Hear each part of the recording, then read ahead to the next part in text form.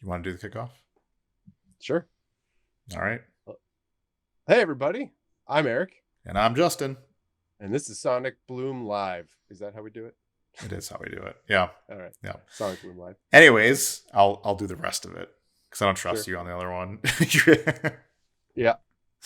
Either way, we have a weekly news podcast program, whatever you want to call it, where we basically just talk latest game news, and usually a topic of our own choice. We do it from an industry perspective, uh, mostly to give a bit more foundation to the stuff that we hear about on a day in day out, at least people who pay attention to the game industry. So yeah, every week, enjoy it. Hopefully you do. Pay attention to us, please. We're here for you. Cool. So let's cover the first topic. Do you want to be the first out the gate on this one, or do you want me to? Why don't you start it off?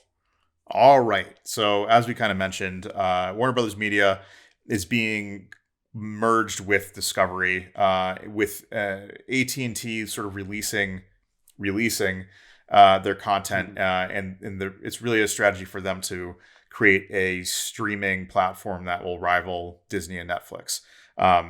So they're combining Discovery, which is independent of them, with HBO, all the Warner properties, Warner Films. This includes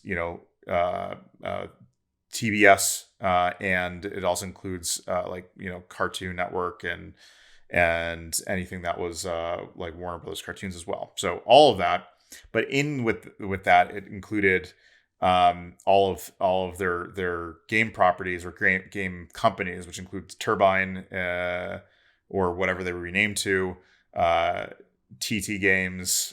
We got Rocksteady, which is a big one, Monolith. There's a handful, and actually Mortal Kombat, NetherRealm Productions, or studios. So there's some pretty high profile game companies in there that may or may not have a home soon. So yeah, let's jump into that now that you've got your prefacing. Eric, Yeah. what what is likely to happen, or what do you think is likely to happen to studios? Like, what does this mean for the studios themselves? Yeah.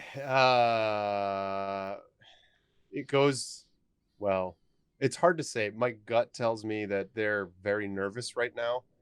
All the majority of the language that's been, and breath that's been spent on this, and ink that's been spilled about this topic so far has been focused almost exclusively on the kind of TV and movie content, uh, and how that's going to merge together and how it's going to play out. The games seem to be a bit of an afterthought, and for game studios that even in recent history we've seen, like, um different studios getting merged or closed down. Flippantly, Google seemed to be like shutting down their Stadia studios after what, 2 years of potential development. um like, game studios tend to get a little bit of the short end of the stick because it's a very difficult and challenging development cycle that is not a science the way that film and more traditional visual media tends to be, kind of a known quantity, and executives are more comfortable taking those risks and those bets. I suspect that there are people there that are very nervous right now. I have hopes that everything will go smoothly and that the people that are in charge of those studios will protect them and will do everything that is needed to keep them going. They make good content, and it would be really sad to see that this merger cause kind of some upending of that kind of space in the games industry. But um I have more concern here, than faith that executives focused in movies and TV are going to properly handle, and make sure that the transition is smooth for their game studios. Do you have any differing opinions or thoughts otherwise? No, I mean, I think there's reason to be concerned. The unfortunate thing is there's some super talented studios in there that are likely going to get the short end of the stick, including Monolith, TT, NetherRealm, and Rocksteady especially. But yeah, I mean, like as you're saying, the difficult thing about game development is that say a AAA title can spend hundreds of millions of dollars on a long development cycle that's many years over, and the end product is a total gamble as to whether or not it actually will generate its money back. Uh, Whereas movies have like this whole, I mean, very rarely is there a large summer blockbuster movie that flops. It Yeah. happens, it just doesn't happen often. Um, When that does happen, it's big news. That right. And actually, films have more of a formula. These studios know how to market them, they know how to build up towards them, and they know once they release, it's they know how to generally get people or get warm seats in the theater. It's getting a little bit tricky now. I think this is why there's so much movement around streaming services because I think COVID has shown that a new model has to exist and that streaming from home is actually much more lucrative and getting people into the theaters is a lot more challenging to do. So can you make your money back on a film by just selling subscribers? I think Disney might have proven this to be true. I think things like Trolls World Tour was able to make its money back without a problem. So there's been some shakeup in the way people, like even the way film is seen. So the real question is how do we see games in this like larger media verse, and whether or not AT&T, who is a majority shareholder in this new company, whether they care about it at all. Right. I mean, the focus of this was let's take the Discovery properties and merge them with the AT&T like Time Warner properties so that we can basically get one almost like a cable package of old with a lot of your tried and true American cable brands all in one streaming package and offer that to customers. That is like the stated goal of the merger. The games don't really show up in that stated goal. So the real question is like, is there a model in which streaming games and in leveraging games in the same way works? And I think the problem is right now is like no one's been able to prove it. Google's put their hat in, Amazon's put their hat in, Sony to some degree like put half a toe in, and they're still not sure what they're doing.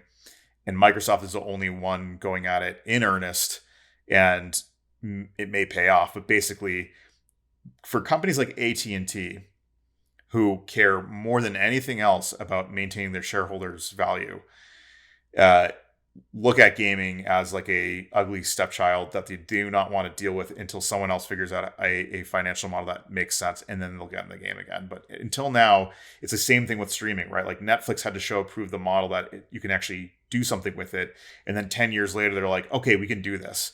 So like you're going to see the same sort of lag behind these media companies. So I think, yeah, like Warner Media's companies, I cannot imagine there are good things in the future for them right now. Yeah, I think the best bet would be that the execs are taking a wait and see pattern for that and keeping them in their back pocket. And I say the execs of this new Discovery Warner merger, um, simply because we have seen, as you pointed out, many companies starting to tiptoe towards a game streaming service. Microsoft is as though even though I would like to say they're cannonballing into that pool with Game Pass, they are still somewhat tiptoeing because they're trying to get it right. And that includes lots of betas and starting with mobile first for their streaming cloud stuff, and proving it out there before they go wider and make it available everywhere, which we assume is the end goal, right? And to be Uh, fair, is actually like a really wise strategy. It's like yes, find your beachhead market, prove it there, and then expand. yep. It also reduces the risk and the complexity of developing out that tech the first time. The cost is reduced as well because you're not trying to hit everything at once. Um, and they may be setting like Warner Time or AT&T as shareholder and this new company, um, Warner Discovery Warner or whatever, may be looking at their game studios and saying, well, we have them, we have like they work, we know they're doing well, we'll just let them be themselves for now, and we'll keep an eye on what's going over here in this game streaming space. And then maybe if that seems like someone else proves out the model, then we can quickly ramp up because we have those things. And if they die in the meantime, no, as long we can at least then focus on our the TV and movie media. I have a feeling that's going to be the most optimistic take on that, because I don't Yeah. think companies like AT&T aren't aren't first movers, right? Uh, No. they allow someone else, like they're risk averse. They won't do it until Yeah. they see something that shows, lucrative money making is only the time they'll step in, and they'll use brute force to do it. Yeah. Um, they're not going to be first movers on this. So I think, and I don't think they're going to sit on, hundreds of millions of dollars worth of companies to find out whether or not Microsoft has got a solid business plan on their hand. So I think what's likely to happen is there's going to be a garage sale, and all those companies Yeah. are gonna be shut off. The Yeah. weird thing about the whole thing, though, is like when you look at the companies, you look at places, people like Monolith and what Monolith's been able to do, or Rocksteady and what they've been able to do. Like, what does it mean for them? Microsoft very clearly is more than happy to shell out money to gain companies and studios. However, they've been doing it with the sole intent of acquiring uh, existing IPs. Right. Once TT is breaks away from Warner, they don't have access to, Lego Batman. They don't have access to that sort of thing. Doesn't mean that they wouldn't make a deal and continue on with it, but basically, like, it's not in the bag that, like, suddenly the DC properties, or Game of Thrones or whatever else is being developed. Lord of the Rings actually is another one that, like, automatically come with these companies. They won't.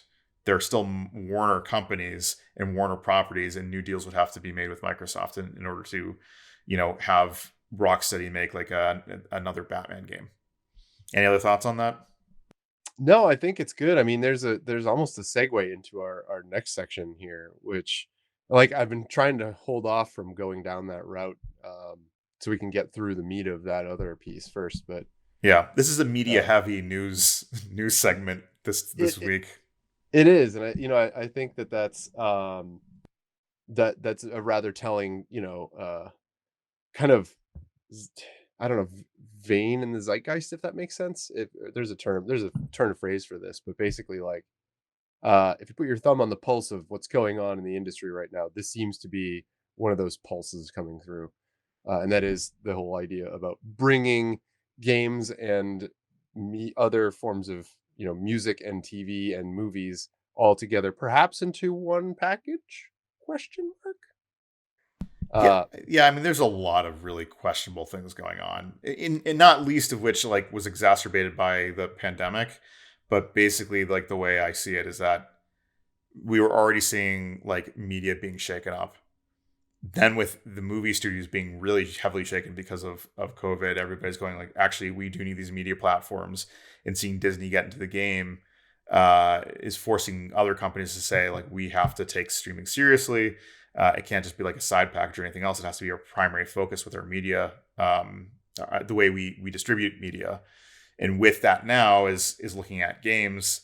Like, I think it's like two sides of a coin. Like, right, there's the sort of conglomeration and streaming service becoming the primary way that which we receive media. That was on one hand, and games on the other have stagnated in their profitability, and now are being looked at in ways to turn that into streaming or services based, so that more money can be milked out of the audience there. And that, so that'll bring us to Netflix expanding into video games? Question mark. There are rumors that from I think Netflix executives that they're looking to expand their services into the game space. Now they've made games before, particularly with the Stranger Things. yes, that's it. Thank you. Oh man, oh, it's on the tip of my brain. the Stranger Things. There have been several games in that series that they've produced, but they've just kind of released to the standard game platforms with the standard, marketing channels and sales channels um, that have existed before. I think this is different because they're talking about potentially putting together a streaming service, and the idea, as I understand it, would be to combat, Apple and Apple's bundling setup, where they have, all of Apple's. There's Apple Music with Apple TV with Apple Arcade, and being able to sell that type of product is fairly um, compelling, is I guess the theory, and this would be Netflix kind of jumping into that space with their already pretty sizable portfolio of TV and movie content to add games into that as either an add-on or part of a bundle.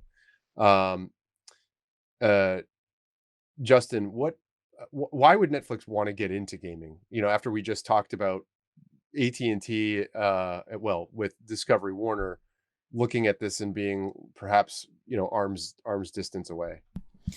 Yeah, I mean, my basic thought on this is that of the three major streaming giants right now, so like Disney, Netflix, and what we just talked about, Discovery, Time Warner. um, Netflix is the only one that doesn't have a giant content catalog. They've largely relied on studio deals with other content creators and licenses in order to get some really great content. And they've been really successful at that. Either pursuing stuff from like the 80s that hasn't been touched for a while, or their streaming content deal with Marvel doing the Defenders level, characters. But I think we see the writing on the wall, which is original content helps. Yeah. Buying indie content helps, but the issue they're running into is like Disney and Time Warner are keepers of enormous libraries of IP that they will not have access to. So of the three, Netflix probably has to be the most daring with how it is they acquire new content. Um, and one of these ways of doing it may very well be looking at streaming services like games and looking at their whatever it is 100 million or 200 million subscribers that they have, and being able to upsell them to a different service that may give them things like games that would help improve their profitability. And they may be looking at their uh, basic, like the studio stuff that they have that's been able to create new IP for media, and go like, can we do this for games? Maybe in the same way that like Annapurna's been able to do it, like kind of sit the between both games and video or movie, and be able to produce content on both sides. Netflix may very well be looking at the same thing and looking at a way to provide a streaming package or like a content access package for it. Yeah. So do you think that this is going to be, are they going to go the route that they've been going with their own content? If they were to do this, let's say, do you think it would be, what do you think their approach would be? Are they going to uh, basically hire a bunch of studios or build their own studios to build content that they publish and they own all streaming and distribution rights for?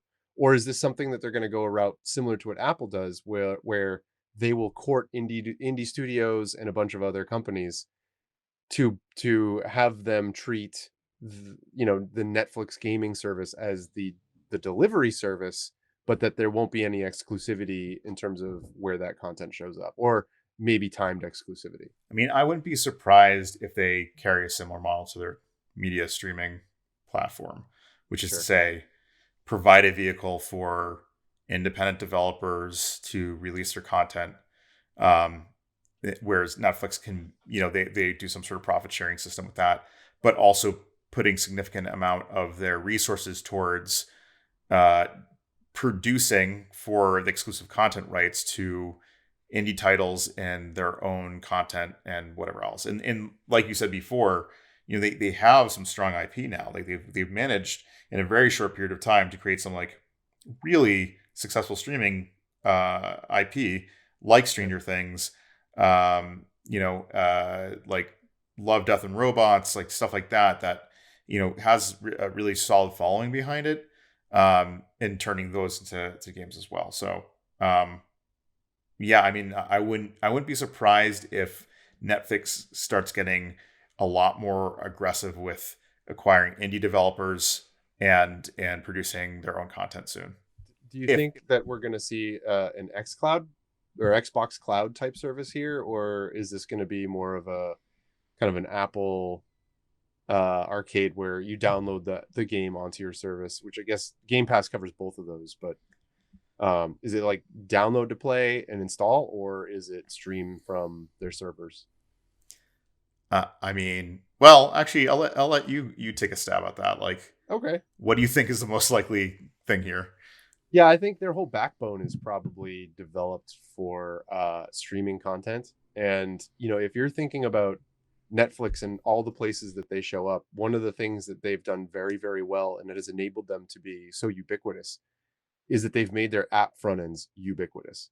They are installed on smart TVs, they're installed on all manner of platforms from like chintzy, super cheap Roku TV set, not to throw shade on Roku, but like there are some really cheap TVs that have Roku in them, and they're not powerful TVs or anything like that. They're not powerful chips, but they still will run Netflix. Netflix has done a great job of making themselves like getting their interface into as many devices as possible.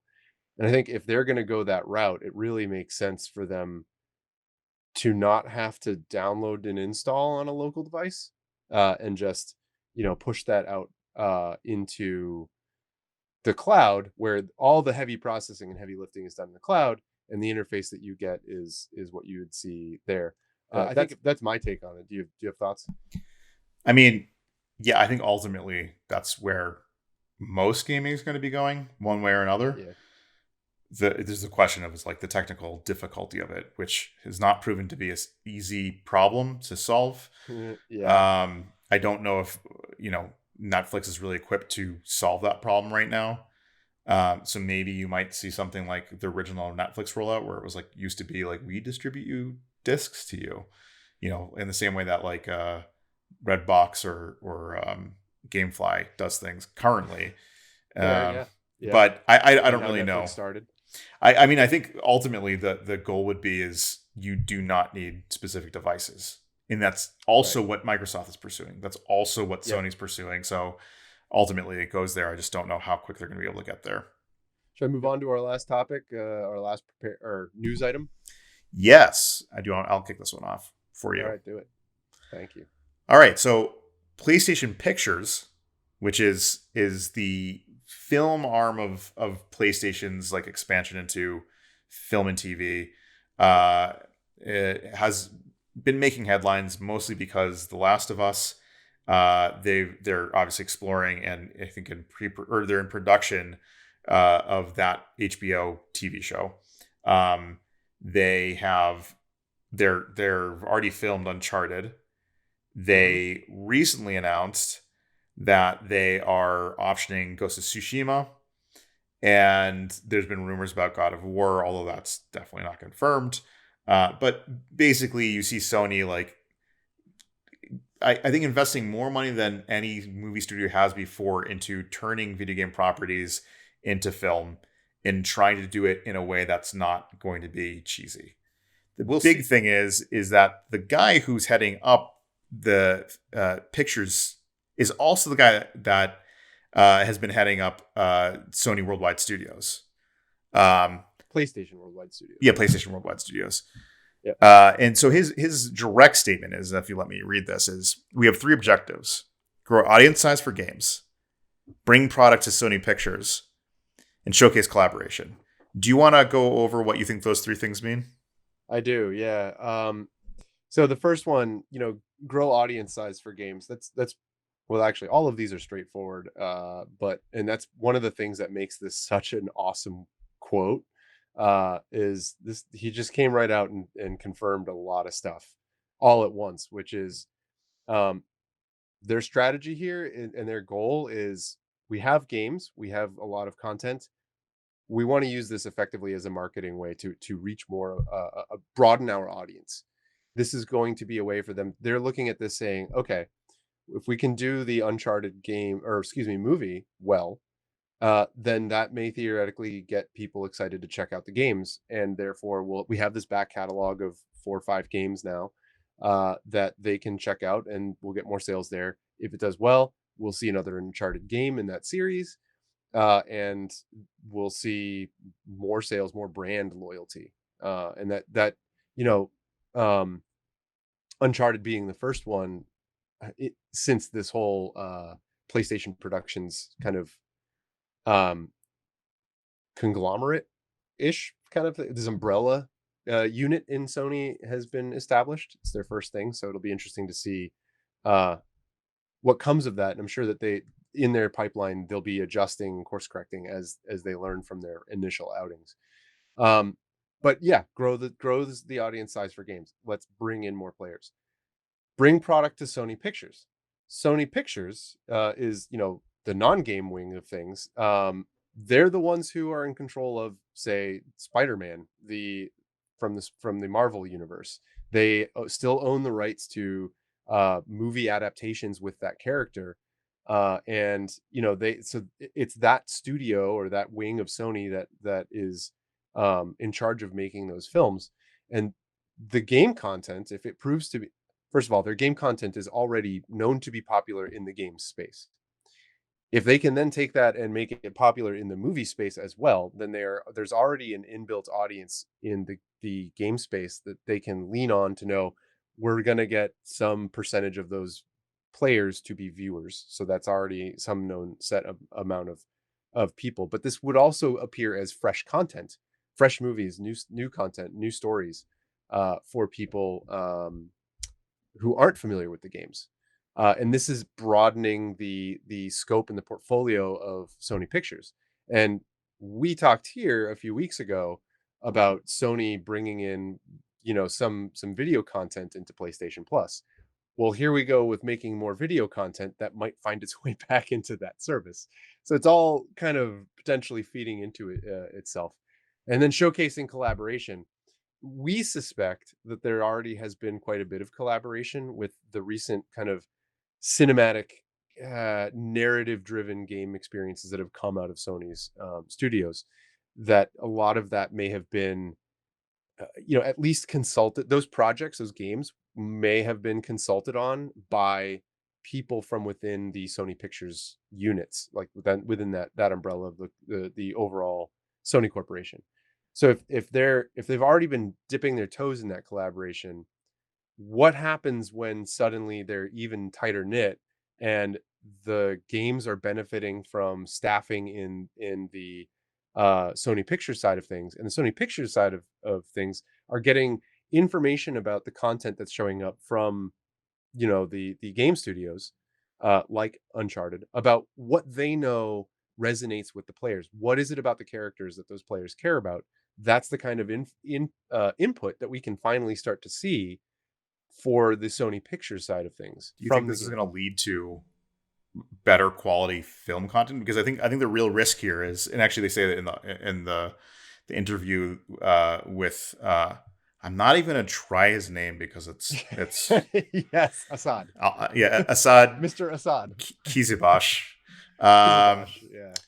but do you think this is gonna lead to better content? Because yeah, one of their stated um, concerns here was that if Uncharted is a flop in the bad movie, and that's part of the reason why it would flop, uh, it would drag down the Uncharted franchise with it. Maybe not. Yeah, it's really hard to say right now because this is somewhat of a new approach.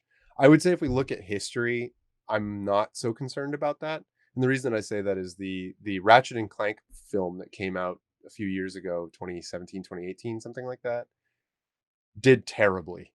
It did very, very little in sales. And I'm not even sure it made its money back.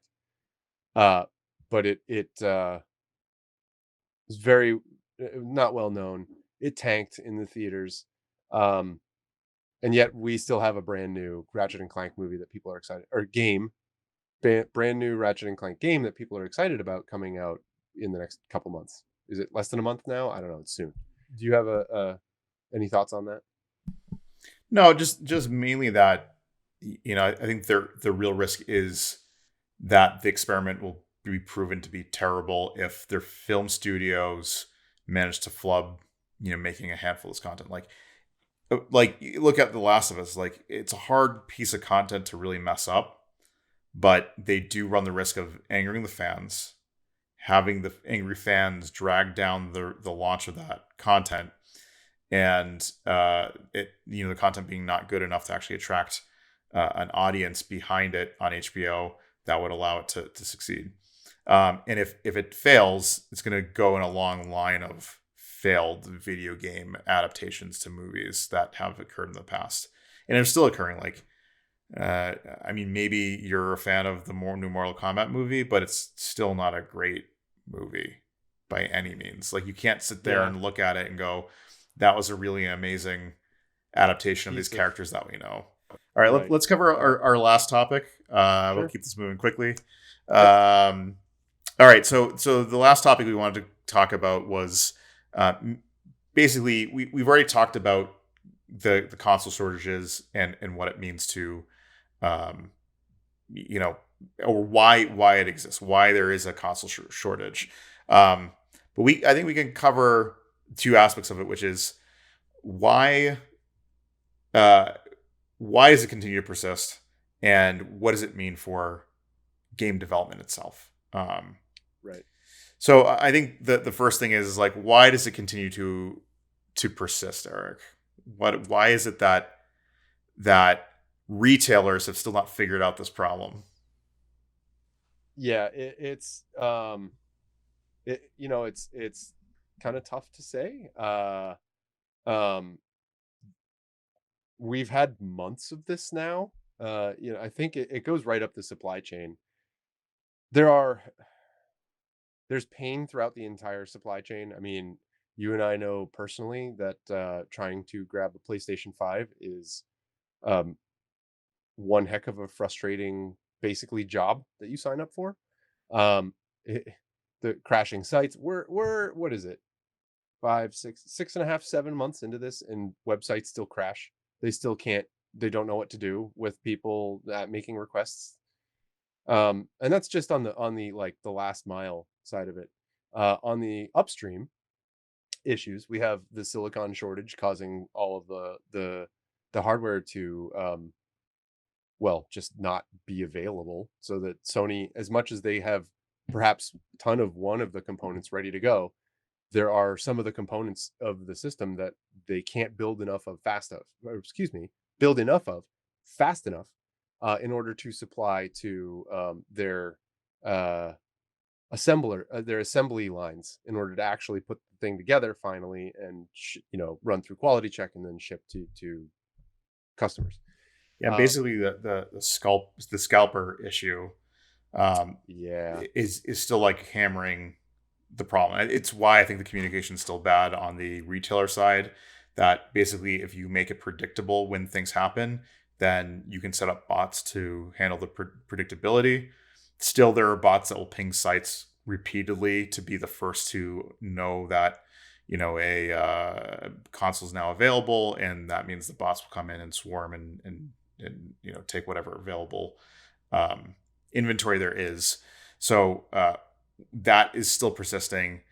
It still creates a horribly frustrating experience for most people because no site behaves the same way. Nothing is predictable, and a lot of times it's like navigating a maze. My concern is that sort of prolonged frustration over getting a console may have a negative effect on both consoles and how people receive them. like the brand. Yeah, the brand and just like their overall outlook on these things. Um, Yeah. so the bigger question actually is okay. We've explained what's kind of going on with here.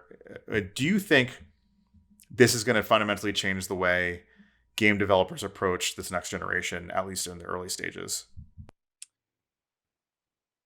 It's really hard to say.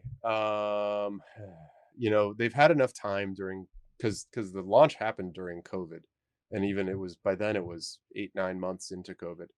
Um, but there are studios that started projects when there was no information known about the consoles, right? Um, And the reason that that's important is because the big publishers will be looking out and saying, okay, what is our schedule for game releases in 2021, in 2022, in 2023? And they'll start planning their application of their development units. This is for the big publishers, the Ubisofts, the EAs, the first party studios. So when you have these big studios and they're making a plan for how to schedule their content going, into the future, uh, the it's important to know what platforms will be available and have projections into how many potential customers you're going to have. We have these periods, and for the last several generations we've had periods where game studios have released content on their new games on both the last gen and the new gen, and that happens for a period. There's like a intergenerational like period, and the reason that they do that is to recoup cost, because if you're selling to a total grand total of 3 million customers, that your total addressable market there is your 3 million customers, and not everyone's going to buy your game. And then you're also looking back at the last generation where there's 70 million potential customers. Duh. You're going to target that and try to target that until the next gen reaches some sort of critical mass and you can drop the old guard. So we're still in that phase right now. The question is, does this console shortage extend that period potentially, given that people are struggling to get their hands on the console? Do you think this is going to hurt or benefit the I mean, the game only thing game is, like, makers? I don't know, but there's two distinct differences between this transition compared to, say, like the PS4 Sure. generation, and that's mostly that you're seeing the first party developers, which usually doesn't happen, sticking with the transition period, right? Usually, when the PS4 released, they had Killzone, they had Second Son, they had a handful of titles that were exclusive, and the first major exclusive that outside of like the first launch window was Horizon Zero Dawn. All those were PS4 exclusive. They didn't try to be on the PS3 at all. Because there's compatibility between the two consoles, you're seeing an adoption from Sony and the first party developers to make sure that their first party titles are actually cross generation to, take up as many players as possible. The other thing I'd also point out is that because almost every console game now makes its way to the PC, and there's still a lot of gamers on the PC.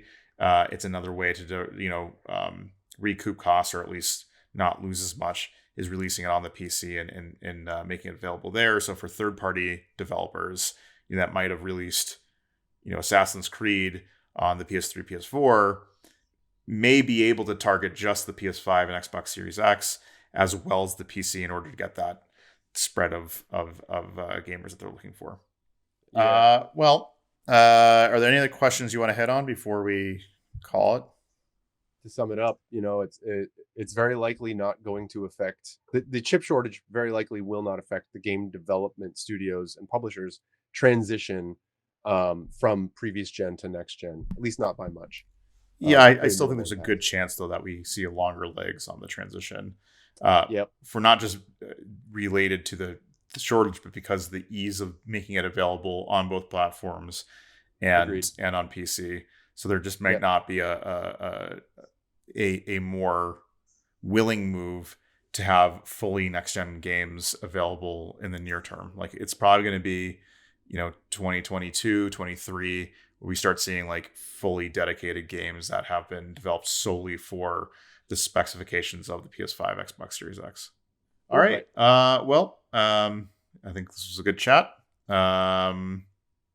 Thanks everybody for listening. We'll catch you again next week on Thursday to cover the handful of More topics game that we news. already know about, including a Horizon Zero Dawn gameplay reveal that is happening today.